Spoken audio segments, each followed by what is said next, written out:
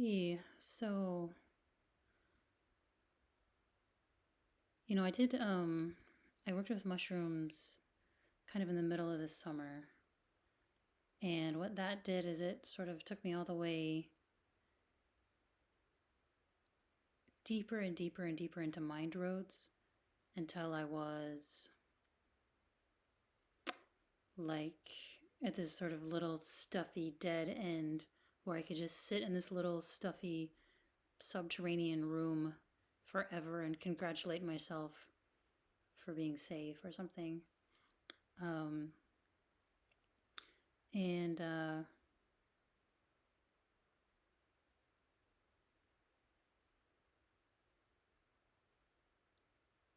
it wasn't a fun experience, but it was kind of really kind of putting it in my face that that thought roads lead to a dead end, right? Um, or at least some do. I mean, it showed me some, and I worked with them again sometime later in the early fall, maybe, and at that point, what it did was it kind of took me to the wall of grief. It kind of took me to a place where there's no hope, where there's no improvement, where I'm the worst. Um, that's it. I'm the worst. There's nothing to.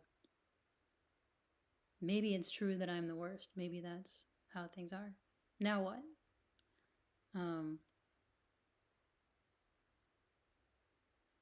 and that doesn't sound fun, right? That doesn't. That it wasn't. There weren't fun experiences by any means. Um, although the second one, there was also quite a lot of like the window blinds had messages scrolling across it in a language I didn't speak. Probably no human speaks. Um, and it made sort of like wispy uh, visions appear in midair. And everything was so. It took the filter away that we forget how achingly beautiful everything is, and it sort of took that filter off, and it's just like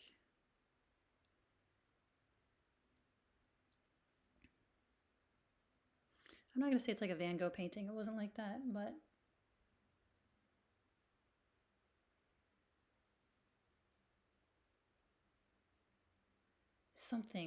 something. Colors so vivid.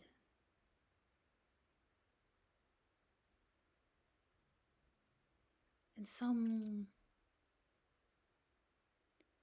I don't know, like there's something kind of on the tip of your awareness of, I don't know, it was magical. It's magic. What can you say? And then, I'm kind of going through the later fetters and kind of got hung up on fetter 9 and all these gripping, compacting energies, and all these thoughts trying to figure it out and justify or counter or whatever, like um,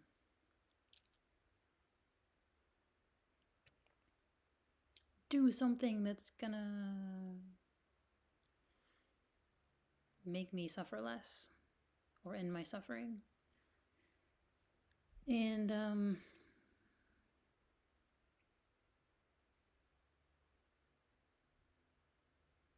And I just kind of started to just let it go, like let it do its thing, and my mind would get so gnarled up, just like comically gnarled up, and eventually I wrote it down, kind of the vibe, which is I feel like the universe got me in its teeth and shook and shook and shook until I got the message finally. The mind whirled and dodged and berated and simpered and debated and demanded and knotted itself up until I was like, man, that's enough. I'm done. You're done. Please shut the fuck up. It's not gonna happen. Whatever you think is gonna happen, It's not. Whatever you think you're going to get out of all this, you're not. You can't.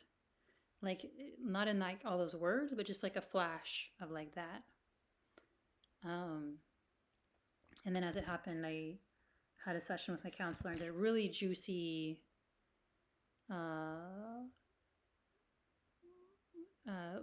we got in touch with a very young part that initially looked like Joy from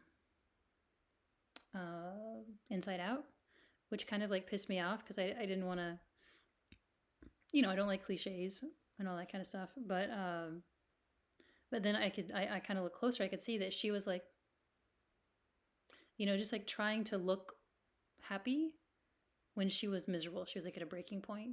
And when I kind of was like, look, you don't have to pretend around me. And she just kind of let it all go, and it's just like, I feel so completely broken. And she was sobbing when she was saying this. And I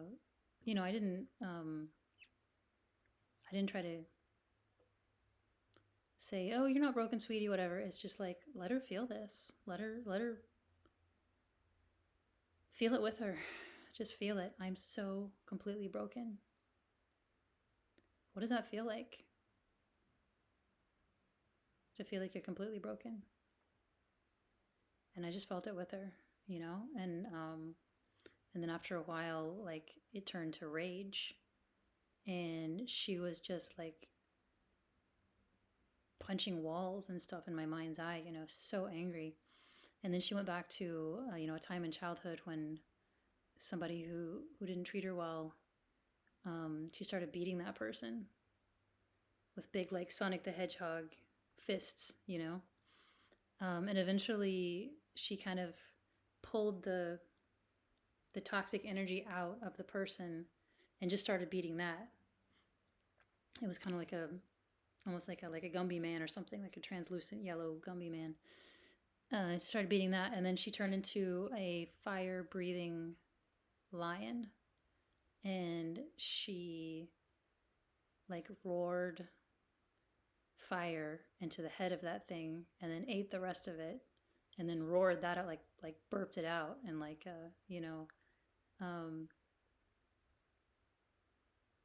yeah, like just obliterated it. And then she set the house on fire where that happened, and we took the person who that was not to blame. The person was a carrier of toxic energy.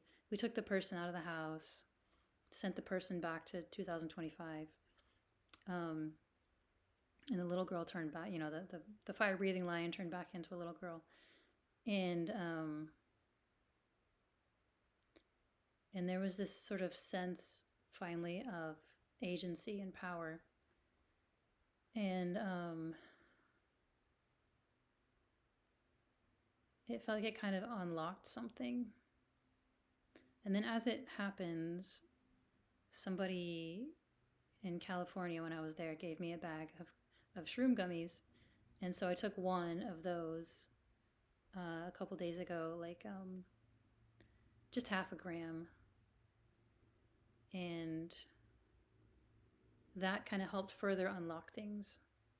I didn't have any visuals or anything, but it was just like a body sense of, again, that kind of taking away the filter between yourself and magic, and the filter between yourself and how unspeakably incomprehensible and fantastical, even just the world as we see it, but there's layers we don't see, I suspect. I very strongly suspect. And I'm not gonna like say that I know what they are, or where they are, or what they mean. I don't know any of that. I don't know anything. And we forget that. Like, we learn as when we're little kids that we have a memory. So it's like, oh, okay, so we remember stuff. But you get a little older and it's like, wait a minute, you have images and sensations from times that no longer exist, stored in an electrified meatball. Like, that's a thing. I mean, it's like we normalize everything so that, like, we don't want to get our minds, we'd walk around with our minds blown all the time if we didn't have these filters.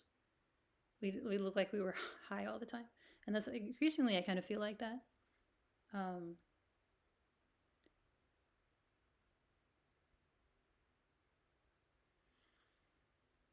yeah, wireless birds and wireless cats and completely seamless sky and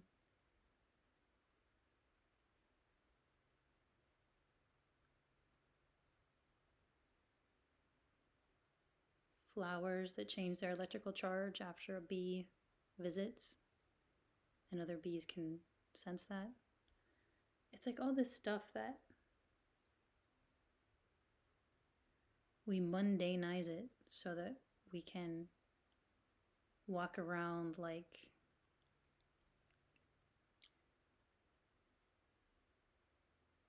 paying attention to stupid shit, I guess. I don't know. Um,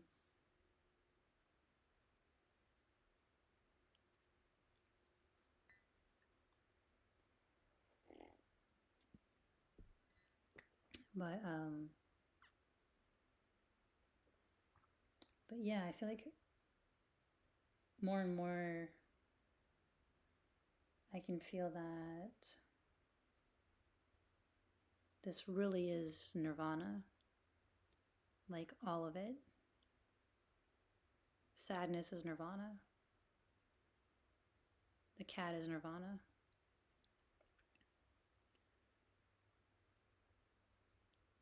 And it's like there's nowhere, there's nothing else. Like what? Here and now, there's nothing else. And there's nothing else other than here and now. What are you supposed to do with that?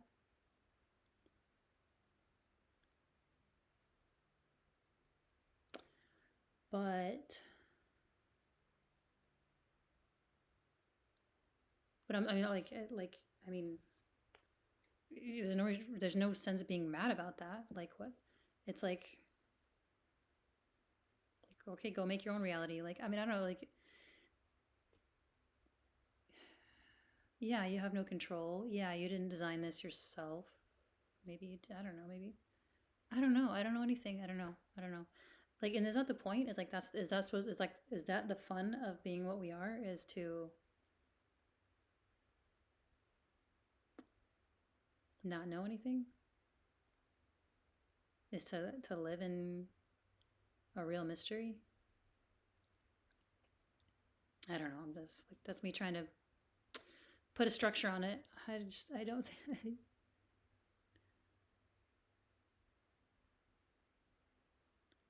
put a framework on it. It's just. But yeah, lately anything that comes, whatever it is, I just greet it. I just welcome it, and I backslide sometimes. Uh, I can kind of realize, oh, I'm suffering. What's going on with that? And it's like, what am I not welcoming? What am I trying to push against? And then, like, the more I can not push, I don't know. I still don't know who I am or what I am or who's pushing or who can push. That's a mystery too. But it's like,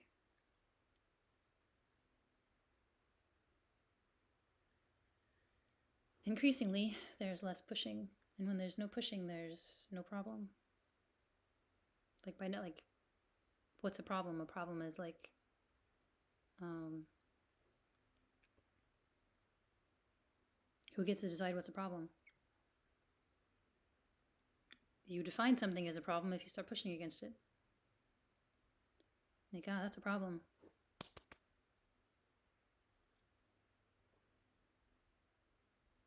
And you make it a problem. It becomes a problem. Stop pushing. It's not a problem. It's easy for me to say right now because things are going pretty smoothly.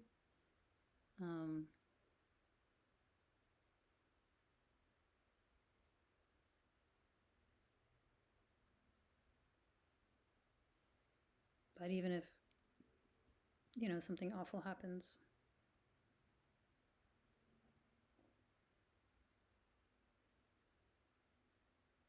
and they will happen, well, awful. I mean, something generally thought of as negative, as tragic. Well, plenty of tragic things are happening right now. And it can feel kind of callous to not push against tragic things.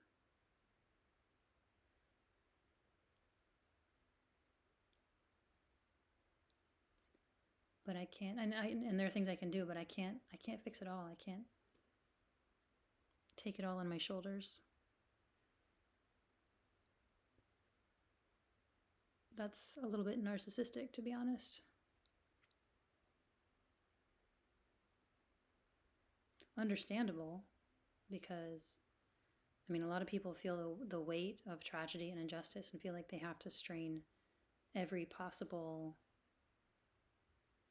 sinew in their body to fight it. And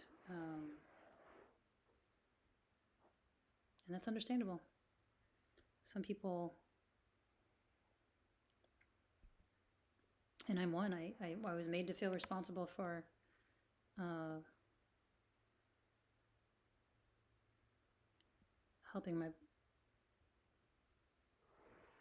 making things easier for my parents when they were going through difficult things.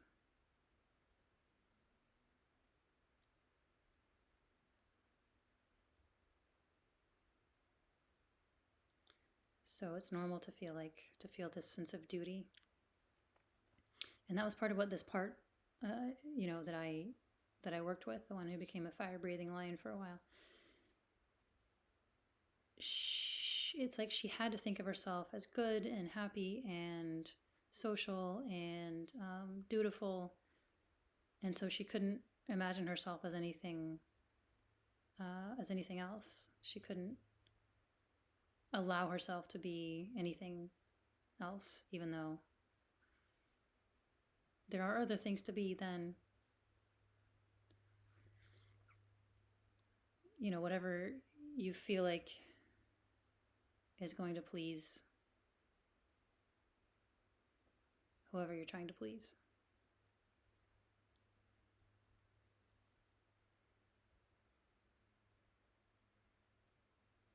Not everyone has to do the same thing. Not everyone is meant to be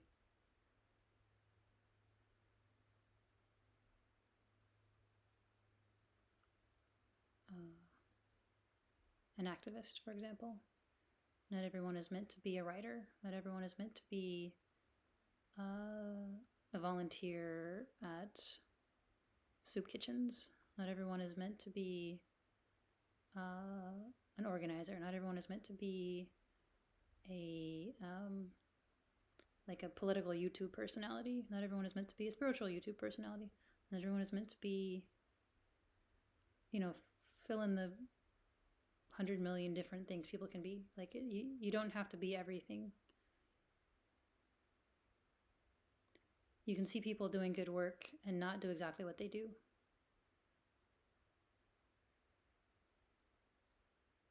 There might be something else for you to do. It's a possibility. Anyhow, but yeah, I was for a while and increasingly in a place where I'm not clenching against anything. Everything is as it is, inescapably, including my reactions, including my justifications. All that's fine too. It's funny when something like a reaction or judgment comes through, and I'm just like, hello judgment, hello reaction. It's just like they dissolve. It's only when I'm like, oh, I shouldn't judge it. I shouldn't think like that. I shouldn't think that. I shouldn't act like that. It's like, well, it happened. Okay, let it go. Let it pass.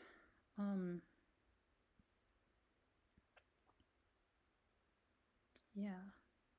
So yeah, I mean, like, there's residual stuff. There's unbinding still to do, of course.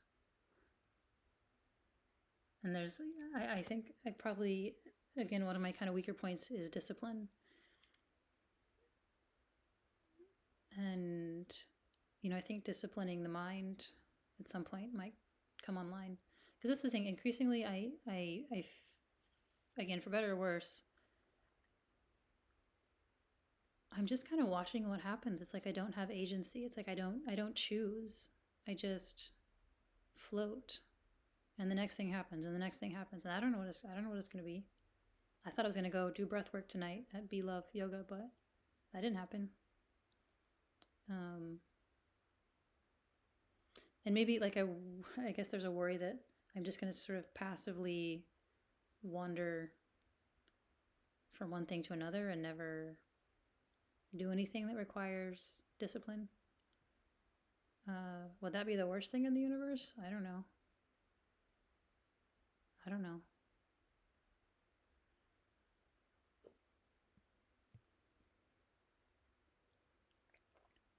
Like I was feeling stressed today because I'm like, well, I need to clean the house and I need to do yard work and I need to work on my book and I want to meditate and I want to do this and it's like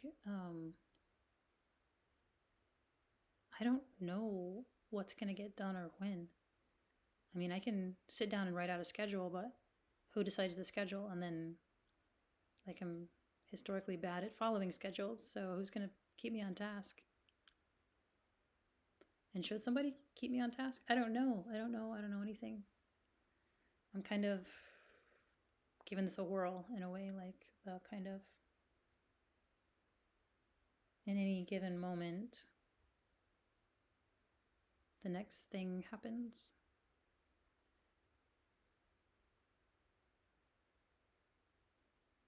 Things just happen.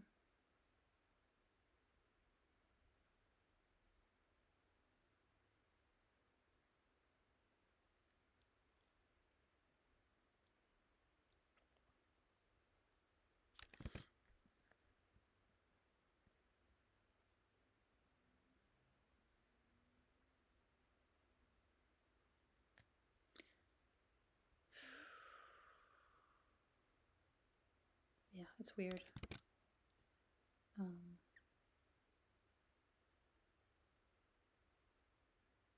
I've always been weird, so maybe it fits. Maybe the shoe fits.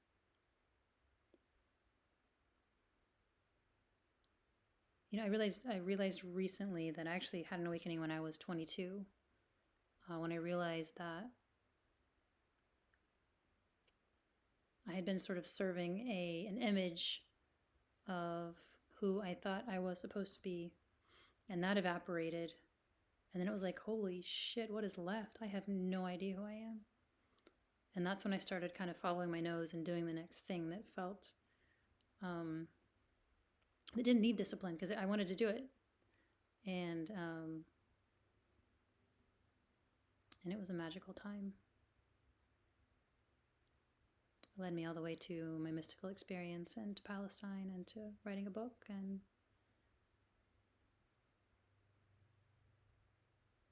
so on.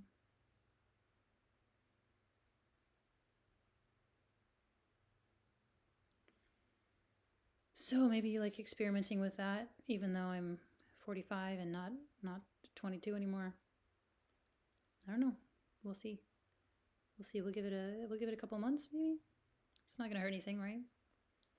And